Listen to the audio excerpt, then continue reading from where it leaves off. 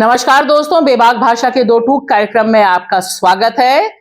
सबसे बड़ा सवाल जो देश के सामने आज आन खड़ा हुआ है कि क्या वाकई लोकतंत्र फ्रीज हो गया है, डेमोक्रेसी फ्रीज हो गई है। यह मामला सिर्फ और सिर्फ देश की सबसे बड़ी विपक्षी पार्टी यानी कांग्रेस के बैंक खातों के फ्रीज होने का भर नहीं है, मामला कुछ बड़ा है। और ऐसा जब हम आपसे कह रहे हैं तो इसका आधार सिर्फ और सिर्फ कांग्रेस नेता राहुल गांधी का यह स्टेटमेंट ही नहीं है।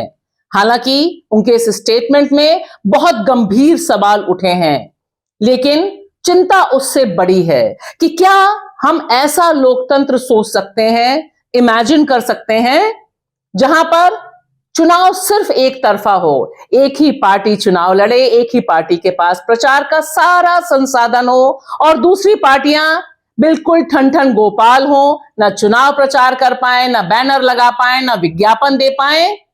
यानी मैदान सिर्फ और सिर्फ मोदी जी के लिए खुला हो और उनका रथ दौड़ता रहे।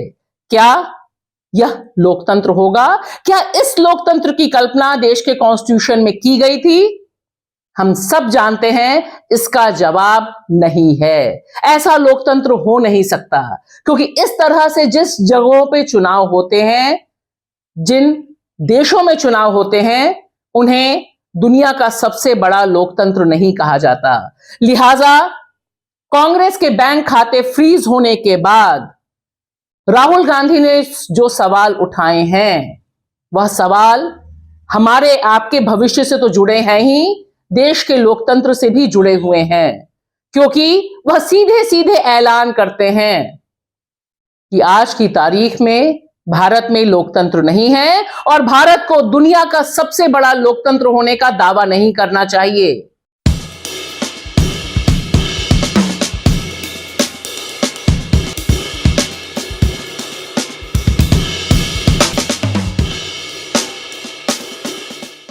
वजह बहुत साफ है कि जिस समय चुनाव प्रचार चल रहा है, चुनाव होने को हैं, ठीक उस समय देश की सबसे बड़ी विपक्षी पार्टी के खाते का फ्रीज होना और इसके लिए जो बहाना बनाया है, जो औजार इस्तेमाल किया है, इनकम टैक्स और इनकम टैक्स की कांग्रेस के खातों से वसूली, वह अपने आप में जबरदस्त मिमिक्री है भारतीय लोकतंत्र की। क्योंकि देखिए, 14 लाख के मामला है जिसमें उनसे वसूलने की तैयारी है 210 करोड़, 210 करोड़ रुपए की वसूली। 14 लाख का जो पूरा का पूरा बताया है कि इनकम टैक्स कांग्रेस ने सही नहीं दिया। मामला सिर्फ 5-6 साल पुराना ही नहीं, 30 साल पुराना भी इनकम टैक्स निकाला गया है। ये जो वेंडेटा की पॉलिटिक्स है, यानी बदले की पॉलिटिक्स है, उसका सबसे बड़ा एग्जाम्पल, सबसे बड़ा उदाहरण है जिस पर सोचना बहुत जरूरी है। आइए सबसे पहले सुनते हैं राहुल गांधी क्या कह रहे हैं अपनी प्रेस कॉन्फ्रेंस में। ये कहना कि हिंदुस्तान दुनिया की सबसे बड़ी डेमोक्रेसी झूठ है। यहाँ कोई डेमोक्रेसी नहीं है। बिकॉज ऑपोजिशन पार्टी का आपने बैंक अकाउंट बंद कर दिया, कांग्रेस पार्टी के सारे बैंक अकाउंट फ्रीज कर दिए गए। आप सोचिए, आप किसी परिवार के बैंक अकाउंट फ्रीज करिए, किसी व्यक्ति के बैंक अकाउंट फ्रीज करिए, किसी बिजनेस के बैंक अकाउंट फ्रीज करिए, किसी भी संस्था के बैंक अकाउंट फ्रीज करिए, होता क्या है? एकदम खत्म हो जाता है। अगर आपने किसी परिवार का बैंक अकाउंट फ्रीज कर दिया, भूखे मर जाते हैं। वो कांग्रेस पार्टी के साथ किया जा रहा है और किसी संस्था ने, हिंदुस्तान की संस्था ने, किसी कोर्ट ने, किसी इलेक्शन कमीशन ने चूं तक नहीं कहा। सब ड्रामा देख रहे हैं। इनकम टैक्स की जो एक्ट है साफ कहता है कि ज्यादा से ज्यादा 10,000 रुपए का फाइन लगेगा। तो ये है हिंदुस्तान का लोकतंत्र। ये क्रिमिनल एक्शन है कांग्रेस पार्टी के खिलाफ और हिंदुस्तान के लोकतंत्र के खिलाफ। और ये क्रिमिनल एक्शन हिंदुस्तान के प्रधानमंत्री कर रहे हैं। हिंदुस्तान के कोर्ट्स हो, हिंदुस्तान का इलेक्शन कमीशन हो, वो इसके बारे में कुछ करें। अब आइए सुनते हैं भारतीय जनता पार्टी का जवाब। और वह जवाब दरअसल पोल खोल रहा है उनके इरादों की, क्योंकि हम सब देख रहे हैं कि लगातार भारतीय जनता पार्टी की तरफ से चुनाव प्रचार चल रहा है कि अब की बार 400 पार।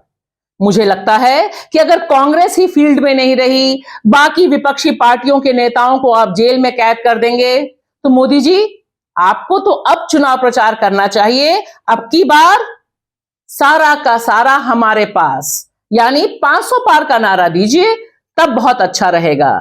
सुनते हैं रविशंकर प्रसाद को, क्योंकि वह बता रहे हैं कि दरअसल कांग्रेस इसलिए परेशान हो रही है क्योंकि उसे दिखाई दे रहा है कि 2024 में वह हारने जा रही है। लेकिन रविशंकर प्रसाद जी, जिस तरह से आपकी सरकार हर कोने कतरे को अपने कंट्रोल में करना चाह रही है, उससे ऐसा लगता है कि आपको कॉन्फिडेंस नहीं है कि 2024 में आप आ रहे हैं। इसकी वजहें बहुत और भी हैं जिन पर हम आएंगे, लेकिन पहले सुनते हैं रविशंकर प्रसाद जी को। अगर राहुल गांधी, सोनिया जी और खरगे जी के सामूहिक प्रेस को एक शब्द में कहा जाए तो हार की हताशा में बहाना ढूंढा गया है। भारतीय जनता पार्टी, मोदी जी, रविशंकर प्रसाद जी, ये सारे लोग जब बात करते हैं तो भूल जाते हैं कि जो गुप्त चुनावी चंदा इन्हें मिला 10,000 करोड़ से भी ज्यादा का, जी हां, 10,000 करोड़ से भी ज्यादा का जो चुनावी चंदा मिला है भारतीय जनता पार्टी को, अगर उसकी तुलना कांग्रेस को मिले चुनावी चंदे से की जाए जो कहीं 1,000 करोड़ के करीब बैठता है, तो आप देखिए यह तो अंतर है आपको मिले कॉरपोरेट चंदे का, जिसे लास्ट मोमेंट पर सुप्रीम कोर्ट ने कहा कि इसे छुपाना गैर कानूनी है और इसे पब्लिक डोमेन में डालना चाहिए। लेकिन पैसा तो मोदी जी आपकी पार्टी को मिल गया, यानी 10,000 करोड़ ऑफिशियल आंकड़े जो हमारे सामने आए हैं वो हैं। अब आप देखिए, इतना पैसा मिलने के बाद भी आप संतुष्ट नजर नहीं आ रहे। आपको लग रहा है कि अभी भी विपक्ष में बहुत दम है। वह धरना प्रदर्शन कर रहा है, सड़क पर आ रहा है, बड़ी बड़ी रैलियां कर रहा है और लोगों के भीतर जो आक्रोश है उसे आवाज मिल रही है। लिहाजा आपका जो इनकम टैक्स डिपार्टमेंट है वह सक्रिय होता है।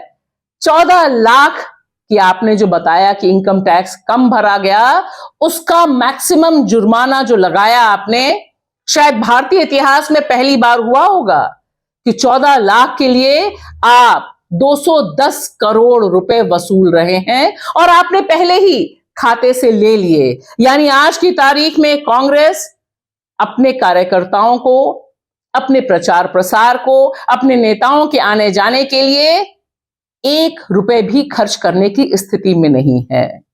और आप कहते हैं कि दरअसल कांग्रेस डर गई है, वह चुनाव के बाद जो हार होने वाली है उससे डरकर इस तरह के बहाने बना रही है।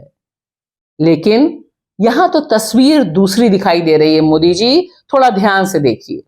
इसी प्रेस कॉन्फ्रेंस में सोनिया गांधी ने भी बहुत गंभीर सवाल उठाए। सोनिया गांधी भारतीय राजनीति में एक दूसरे ढंग का मुकाम रखती हैं, जब वह सत्ता में थी और जब वह विपक्ष में रही हैं तब भी। लिहाजा पक्ष विपक्ष दोनों उनकी बातों को ध्यान से सुनते रहे हैं।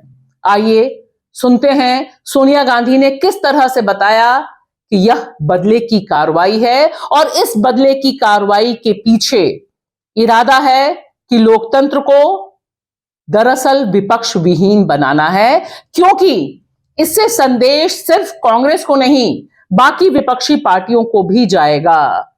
और पिछले 5 सालों का घटनाक्रम अगर आप देखिए और चुनाव से ठीक पहले का घटनाक्रम देखिए तो दिखाई देता है कि देश की तमाम एजेंसियां विपक्ष के नेताओं को या तो जेल के भीतर डाल रही हैं या फिर उन्हें लगातार ईडी के सम्मन जाते हैं, इनकम टैक्स के सम्मन जाते हैं और उनकी गिरफ्तारी अब हुई और तब हुई की खबरें कॉर्पोरेट मीडिया में छाई रहती हैं।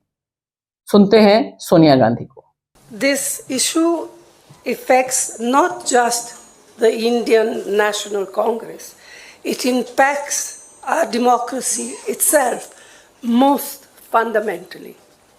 A systematic effort is underway by the Prime Minister to cripple the Indian National Congress financially.